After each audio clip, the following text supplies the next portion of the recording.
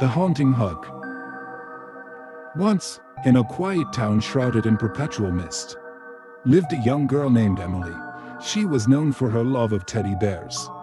And her prized possession was a tattered, old bear named Mr. Cuddles. Mr. Cuddles had button eyes that seemed to gleam with a mischievous twinkle, and his fur had faded to a dull gray, as if he had witnessed more than his fair share of years. One eerie night, as the moon cast long, twisted shadows across Emily's room, something peculiar happened. Emily awoke to the sound of soft, shuffling footsteps, and a chill gripped the air. She sat up in her bed, heart pounding, and saw Mr. Cuddles standing at the foot of her bed, his eyes gleaming in a earthly red. "Emily," he whispered, his voice creaking like old floorboards.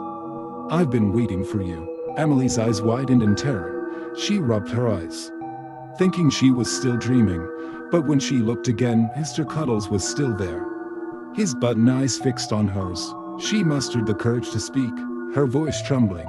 What do you want?" Mr. Cuddles' smile stretched impossibly wide, revealing jagged, yellowing teeth. "To play, Emily. We have a game to finish." Emily's heart raced. She remembered the old legend her grandmother had once told her about a cursed teddy bear seeking revenge on its owner. She had dismissed it as a mere bedtime story, but now it seemed all too real.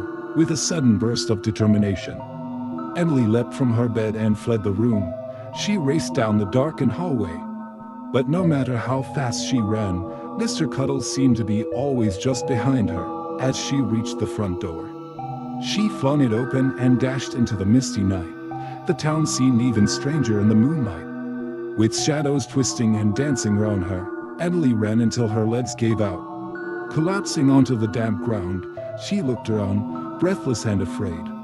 But there was no sign of Mr. Cuddles. Days turned into nights, and Emily tried to forget that nightmarish encounter.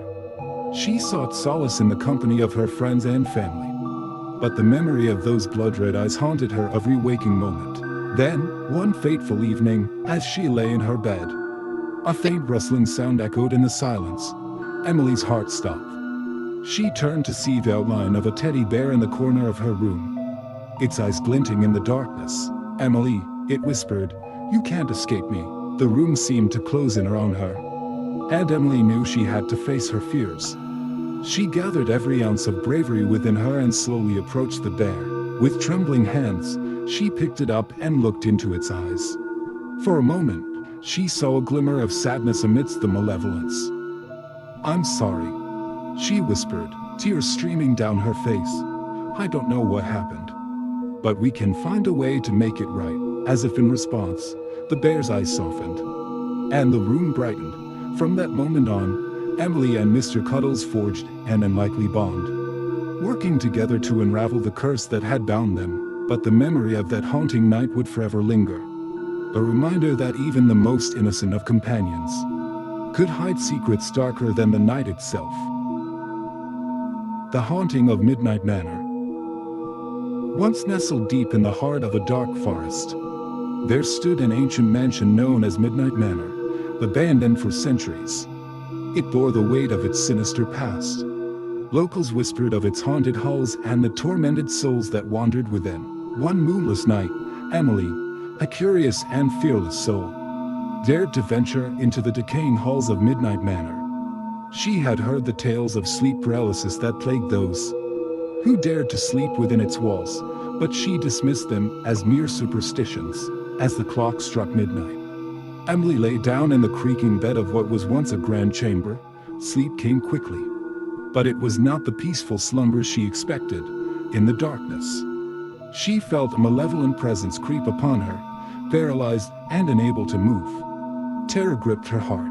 Emily's eyes strained against the shadows, searching for any sign of the intruder. The air grew icy, suffocating her with its bitter chill. Suddenly, a sinister figure emerged from the darkness, its face hidden in the shroud of night. Whispers echoed in Emily's ears, taunting her with incomprehensible words. She felt an invisible hand press against her chest, squeezing the breath from her lungs. Panic surged through her veins, but she remained trapped in her own body. The room seemed to distort and contort, warping reality around her. The walls closed in, and Emily's senses were overwhelmed by a cacophony of wailing, tortured souls. She could feel their pain, their longing, their despair, as the night wore on. Emily's mind teetered on the edge of madness. She yearned for dawn, for the safety of the sun's embrace. But time seemed to stand still within the suffocating grasp of Midnight Manor. Just as Emily thought she could bear no more, a glimmer of light pierced the oppressive darkness. Dawn's first rays bathed the chamber, dispelling the malevolent presence that had tormented her. With a gasp, Emily sat up, her body free from the sinister clutches of sleep paralysis. Trembling, she fled from Midnight Manor, vowing never to return. From that night on, Emily bore the weight of the haunted mansion's curse. Sleep became a torment, a battle against the suffocating darkness that threatened to consume her. The memory of that fateful night at Midnight Manor would forever haunt her dreams, a chilling reminder of the horrors that lurked within the realm of sleep paralysis. The haunting of Mercy Hill Hospital. In the heart of the mist-shrouded town, nestled between gnarled trees and forgotten graves, loomed the wretched silhouette of Mercy Hill Hospital, abandoned for decades. Its crumbling facade told tales of a dark past no soul dared approach, for fear of awakening the dormant malevolence that lurked within. The air hung heavy with the stench of decay as Ivy, a curious and intrepid photographer, dared to cross the threshold. Her footsteps echoed eerily through the desolate halls, accompanied by distant whispers that seemed to be carried on the wind itself. As Ivy explored, she felt the presence of the forsaken souls who once sought solace within these walls. Each room held secrets, memories etched in the peeling wallpaper, fading letters, and forgotten toys.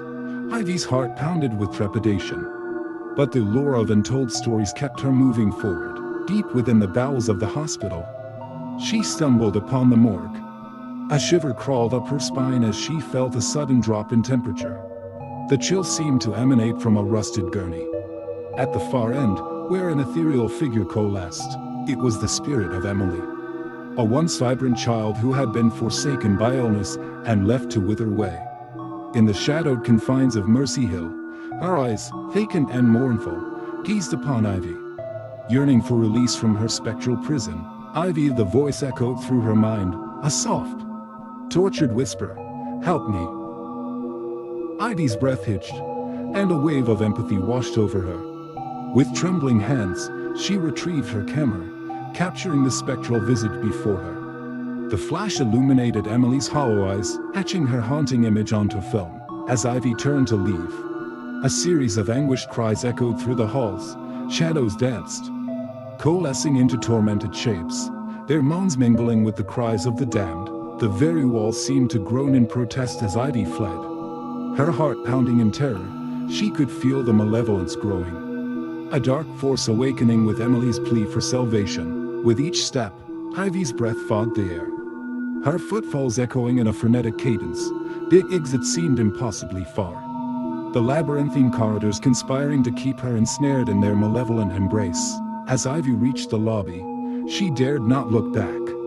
The anguished cries had become a cacophony, a symphony of suffering that reverberated through her bones. With one final push, she flung open the creaking doors, stumbling into the moonlit night. Behind her, the hospital groaned and shuddered, releasing a final, haunting wail. Ivy turned, her heart heavy with the knowledge of the souls that remained trapped within. In the aftermath, Ivy developed the photographs, each one a haunting testament to the tormented spirits of Mercy Hill Hospital.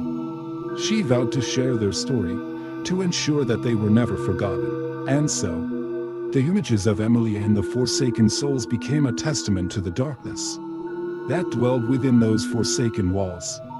Mercy Hill Hospital remained a place of whispered legends, a testament to the enduring power of the departed. The vengeance of the forgotten. In the small, secluded village of Hollowbrook, nestled deep within the shadowy woods, there lived a deformed soul named Ezra. His twisted limbs and misshapen face were the result of a cruel twist of fate, leaving him an outcast among the villagers. They whispered tales of his origin, claiming he was cursed by a malevolent spirit that haunted the nearby forest. Ezra's life was a relentless torment. The children threw stones, and the adults averted their gaze, their disdain etched into every furrowed brow. He was confined to the outskirts, a briar, with only the spectral howls of the forest as his companions. As the years passed, bitterness festered within Ezra. He would sit by the edge of the woods, staring into the abyss, his eyes like twin flames of hatred. He vowed to avenge the cruelty he endured, swearing an oath to the very trees that bore witness to his suffering. One fateful night, a blood-red moon hung low in the sky, casting eerie shadows across Hollowbrook. Ezra, cloaked in tattered rags, emerged from the forest, his presence like a wraith. He moved silently, a phantom gliding through the mist, on a mission to visit those who had wronged him. The first victim was the village blacksmith, a brawny man with a heart as cold as steel. Ezra's gnarled fingers clutched an ancient relic, a blade said to be forged by the devil himself. With swift and chilling precision, he plunged it into the blacksmith's heart. The second was the village elder, a man whose insatiable greed had brought misery to many. Ezra's ghostly figure materialized before him, eyes gleaming with vengeful fire. With a voice that echoed from the depths of the abyss, he spoke his curse, condemning the elder's soul to eternal torment. One by one, those who had spurned Ezra met their grisly fate. The once thriving village now echoed only with the mournful cries of the departed. The forest, once silent, now pulsed with an ancient, vengeful energy, as if it had taken on the very essence of Ezra's wrath. As the moon dipped below the horizon, Ezra returned to the edge of the woods, his soul a tempest of fury and satisfaction. The curse he bore was now etched into the annals of Hollowbrook, a warning to all who would mistreat the Forsaken. From that night on, the village of Hollowbrook was forever changed. Whispers of the deformed outcast who had exacted his revenge echoed through the haunted woods, ensuring that the memory of Ezra would never fade. And so, the legend of Ezra the Vengeful became a cautionary tale, passed down through generations. The forest, once feared for its spectral inhabitants, was now revered, a sanctuary for lost souls seeking refuge from a world that had forsaken them. Hollowbrook stood as a testament to the power of the forgotten, a reminder that even the most wretched of souls can rise up in terrible retribution. The solitary specter. In the desolate town of Duskmire, nestled between shadowed hills and shrouded in perpetual mist, there dwelled a figure known only as the Loner. No one knew his true name, nor did they dare approach his decaying abode at the outskirts of town. The Loner was a specter of enigma, a wraith-like presence that seemed to blend seamlessly with the gloom. His eyes, pools of darkness, held the weight of centuries, and his gaunt face bore the etchings of a solitary existence. He was rumored to have been shunned from society long ago, a result of an unspeakable tragedy that left him forever marked. For years, the townsfolk exchanged tales of the Loner in hushed voices, weaving myths of his eerie abilities and a natural connection to the otherworldly. Some said he could summon storms with a mere glance, while others whispered that he communed with spirits that danced in the moonlight. One fateful night, as the moon hung low and the wind carried the haunting wail of distant wolves, a group of reckless youth stared each other to venture into the Loner's domain. Armed with trembling bravado, they crept towards the dilapidated manor, shadows cloaking their apprehension. The air grew icy, suffused with an otherworldly chill. As they approached the decrepit doorstep, the door creaked open with an unearthly wail, revealing the interior shrouded in an eerie luminescence. Cobwebs hummed like funeral drapery, and the scent of damp decay permeated the stagnant air. Suddenly, a voice, like the mournful moan of a long-forgotten melody, echoed through the hollow halls. "Who trespasses upon my solitude?" The Loner's presence seemed to materialize from the very walls, his figure a shadowy specter, bathed in a pale, ethereal glow. The youths, hearts pounding, stumbled over stammered apologies, their bravado reduced to terrified whispers. The Loner's gaze, unfathomable and piercing, seemed to pierce their very souls. With a single gesture, he beckoned them closer, his voice now a haunting lullaby that lulled them into a trance.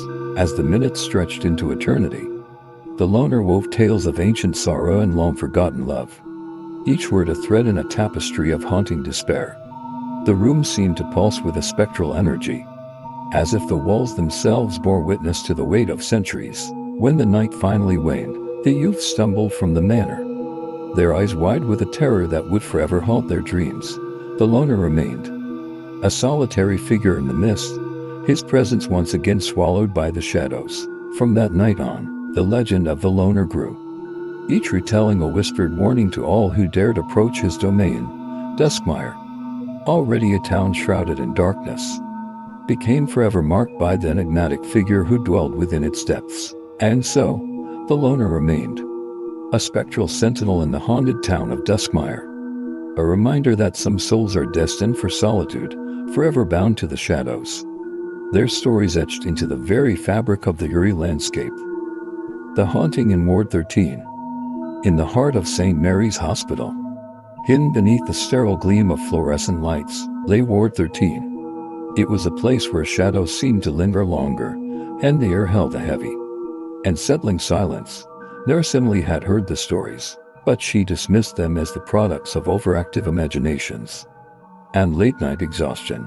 One fateful night, as a storm raged outside, Emily was assigned to Ward 13. The patients, lost in a sea of pale faces and feeble moans, seemed disconnected from the world. Emily moved among them, a beacon of compassion and professionalism. As the clock struck midnight, the lights flickered, casting eerie shadows on the cold linoleum floors. Emily felt a shiver crawl down her spine, but she shook it off, attributing it to the faulty wiring that the hospital had promised to fix for months. In room 1313, a notorious room in Ward 13, lay Mr. Thompson, an elderly man whose frail body seemed to hang on by a thread. Emily administered his medication, her hands trembling slightly as she looked into his sunken eyes. Suddenly, Mr. Thompson's gaze locked onto hers. Barely above a whisper, rasped out, "They're here, in the shadows." Emily's heart raced, but she laughed nervously, chalking it up to delirium. She glanced around, half expecting to see spectral figures lurking. There was nothing. Night after night, the ward's oppressive atmosphere seemed to grow. Emily began hearing faint whispers, like a sinister breeze rustling through the curtains. She attributed it to exhaustion, but the voices persisted. One evening, as Emily was about to leave, the lights in Ward 13 dimmed to a sinister crimson hue. Panic coursed through her veins. She tried to flee, but the door slammed shut with a deafening thud. Suddenly, a chilling presence enveloped her. She turned, and in the dim light, she saw a figure, ethereal and malevolent, standing before her. Its eyes glowed with an unholy fire, and its voice, a guttural growl, echoed through the ward. "You cannot leave, Emily. We haven't finished business." Terror-stricken, Emily stumbled backward, her heart pounding. The figure advanced, its presence suffocating. It seemed to reach into her very soul, probing her deepest fears and regrets. Desperation surged within Emily, and she fought back with every ounce of her being. She whispered fervent prayers, her voice drowning in the cacophony of malevolent laughter. With a final surge of willpower, she hurled herself at the figure, her touch dispelling the darkness. As the first rays of dawn crept through the windows, the crimson light faded, and the ward returned to its sterile, lifeless state. Emily lay on the floor, trembling and drained, but victorious. From that day on, Ward 13 was sealed off, a place of dread and mystery. Emily, forever changed by the encounter, left nursing behind, haunted by the memory of that malevolent presence. And yet, in the hushed whispers of the hospital staff, the legend of Nurse Emily and the evil spirit of Ward 13 lived on, a cautionary tale for those who dared to venture too close to the shadows. The Voracious Manor, once nestled deep within the heart of a shadowy forest, there stood a foreboding mansion known as Blackwood Manor. Its ominous presence cast a pall over the surrounding landscape, as though nature itself recoiled from its malevolent grasp. Stories whispered of the house's insatiable hunger, a sinister secret whispered from one generation to the next. Many had tried to tame its dark corridors and towering halls, lured by the promise of grandeur and opulence. But each time, the house consumed them, body and soul, leaving nothing but a chilling emptiness in its wake. Some say the house itself hungered for the essence of those who dared trespass its thresholds. A malevolent entity that fed on human suffering. The last owners, the Allendales, were a family of means. Drawn to the mansion's eerie charm and promises of untold riches, they moved in with naive hope. Unaware of the wretched history that clung to the walls, they marveled at the towering ceilings, gilded chandeliers, and endless rooms that seemed to stretch into oblivion. Yet, as days turned to nights, the house's malevolence revealed itself. Whispers echoed in empty chambers, and ghastly apparitions roamed the halls, their eyes gleaming with malevolence. The family's laughter turned to nervous glances, and the children's giggles became hushed murmurs of terror. One by one, they vanished. First, young Timothy, the eldest son, disappeared into the depths of the mansion, leaving behind only a hollow echo. Then, Mrs. Allendale, whose voice was last heard sobbing within the walls of her own bedroom. And finally, little Emily, who had been heard giggling in the attic, only to be swallowed by the shadows. As the days stretched into weeks, the outside world began to notice the family's absence. Authorities were alerted, and an investigation was launched, but Blackwood Manor was cunning, concealing its secrets behind locked doors and hidden passages. No trace of the Allendales could be found, leaving only a chilling emptiness that pervaded every corner. Years passed, and the mansion stood in eerie silence, a monument to its insatiable hunger. The forest grew thicker, the trees seemingly protective of the malevolent entity that lurked within. It became a place avoided by all, for those who ventured too close could feel the oppressive weight of its sinister presence. To this day, Blackwood Manor stands, a testament to the darkness that dwells in the hearts of houses and the horrors that lie hidden within their walls. The locals speak in hushed tones of the voracious hunger that consumes all who dare enter, a warning to those who would be tempted by the allure of grandeur and opulence. And so, it remains a monument to the vanished, a relic of terror, and a testament to the insidious nature of the house that devoured all its previous owners.